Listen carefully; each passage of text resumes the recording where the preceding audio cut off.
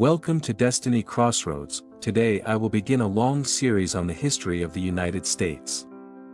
Why tell American history? Honestly, because it's short. Roughly 400 years, maybe starting with a very ordinary ship, are already exhausting enough. Add another 500 and I might pass out.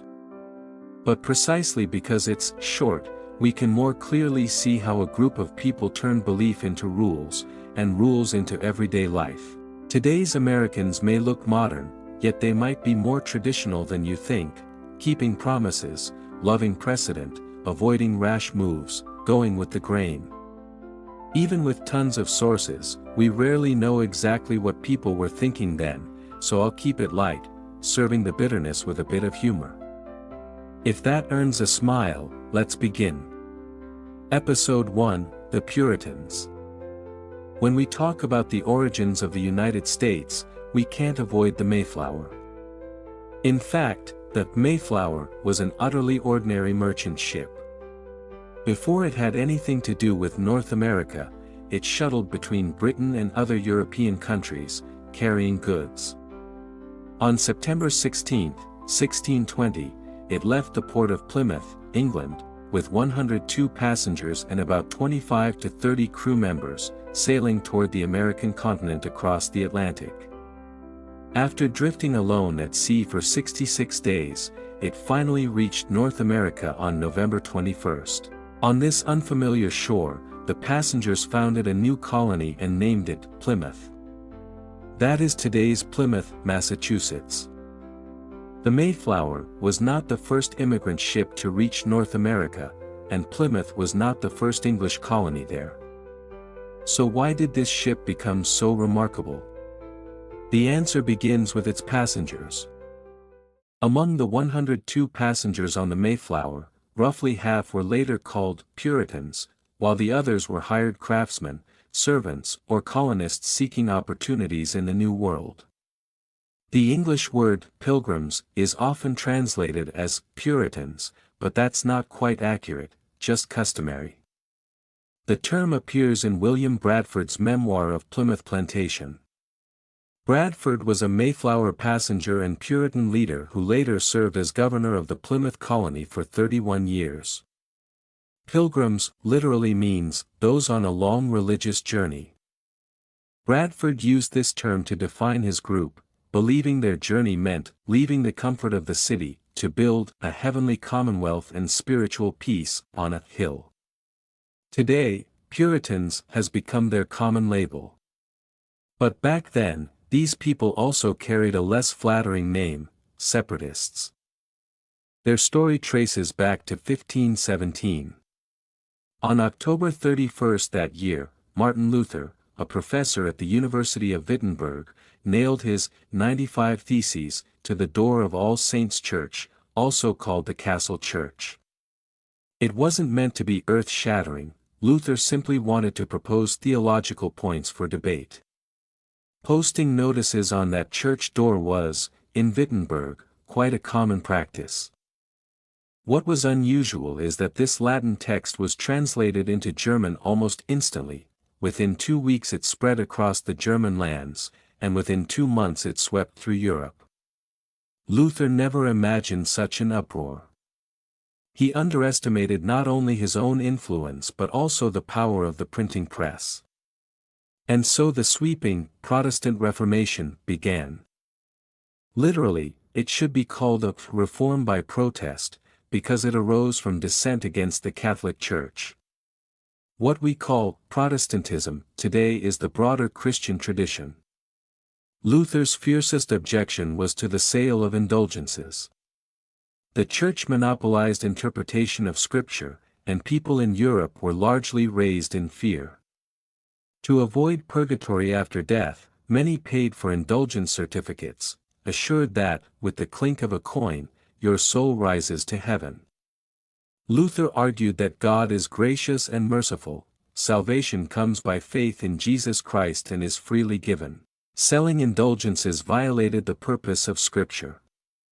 People, Luther said, could worship God by their own understanding of the Bible without relying on the Catholic hierarchy. Rebellious Luther turned the European continent upside down, yet the wind of reform was slow to cross the English Channel.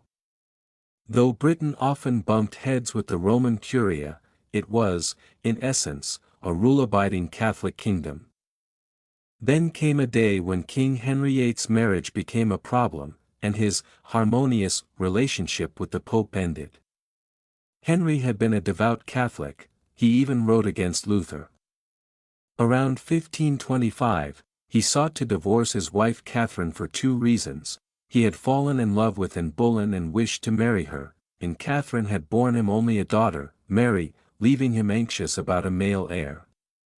Henry asked the Pope for an annulment. The answer was simple: absolutely not. Like many strong-willed kings, Henry VIII's reaction was simple: I'm done playing your game. From 1529 he pressed Parliament to address Reformation issues. In 1533, Parliament made Henry the head of the English Church, and the next year England broke from Rome. Henry got what he wanted and married Anne, who bore him a daughter, Elizabeth. Yet this marriage, historic for England and consequential for America, lasted only 3 years before Anne was sent to the scaffold. Although England now appeared Protestant, little truly changed beyond replacing the Pope with the King as head of the Church. Henry had little interest in deeper reform, at heart he remained Catholic.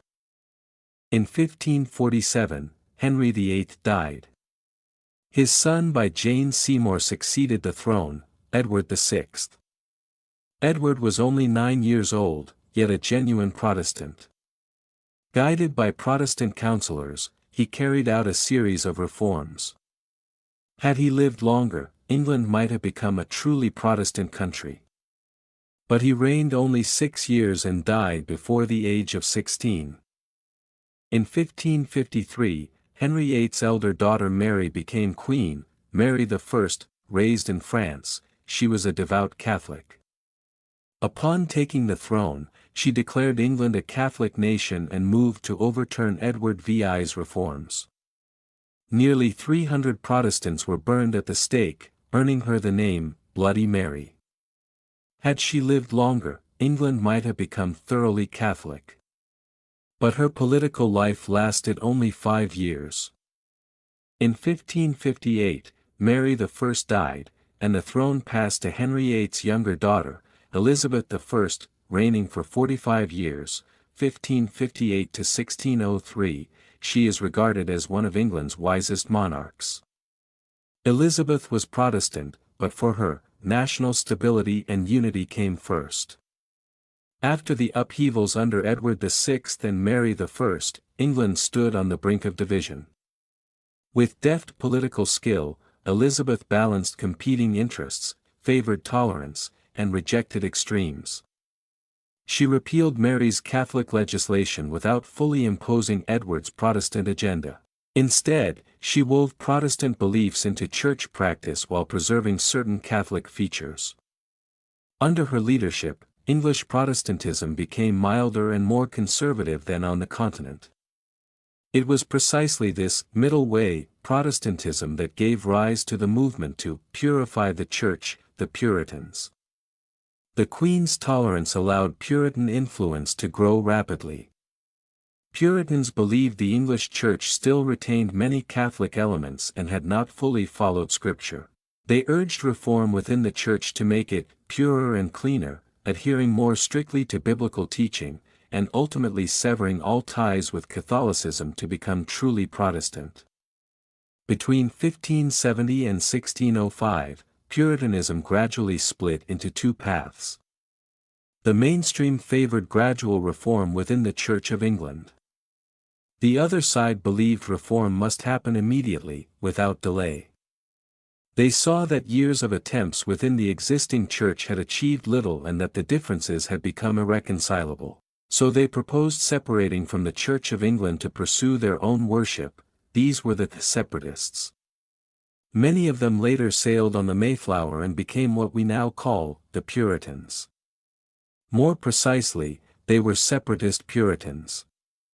Both Puritans and Separatists belonged to the Christian tradition, shared the same roots, sought God's favor for their country, and remained loyal to the English crown.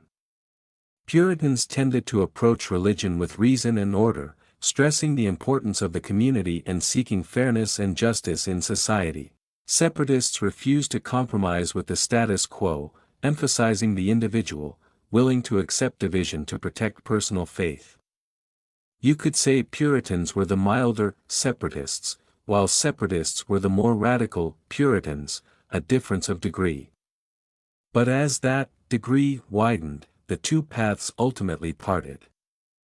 In 1603, Elizabeth I died unmarried, ending the Tudor line. Her nephew, James Stuart, King of Scotland, assumed the English throne, uniting England and Scotland. He became James I, the first monarch of the Stuart dynasty. Lacking Elizabeth's wisdom and tolerance, James I forbade separatists from establishing their own churches or worshipping in their own way, and he imprisoned some ministers and believers. Since the English king was also head of the church, disloyalty to the church equaled disloyalty to the king, something utterly forbidden. The separatists were pressured not only by the king, but also found little support from more open-minded religious leaders, including Puritan leaders. Under persecution, they had to consider leaving England. Starting in 1607, separatist leaders John Smith, John Robinson, William Brewster, and the previously mentioned William Bradford led their congregations on a difficult migration. What kind of journey would the separatists take? And why did they ultimately choose North America? Find out in our next story, The Mayflower. Okay, that's all for today's episode. If you're interested in the kinds of stories I tell, feel free to subscribe to my channel so you can catch up next time. See you next time, bye bye.